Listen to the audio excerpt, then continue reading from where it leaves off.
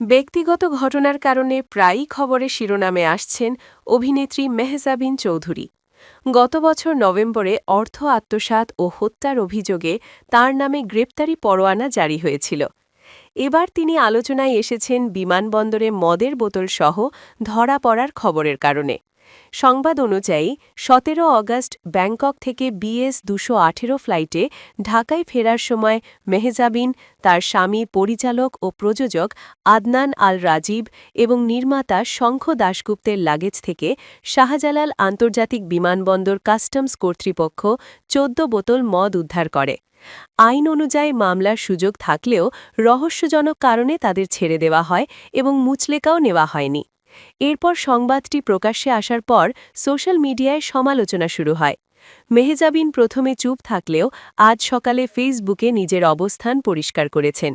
তিনি লিখেছেন, আমাকে নানা বিষয়ে টার্গেট করা হচ্ছে। কিছুদিন আগেও একটি মিথ্যা মামলায় হয়রানি হয়েছিল, যা থেকে আমি আদালতের মাধ্যমে অব্যাহতি পেয়েছি।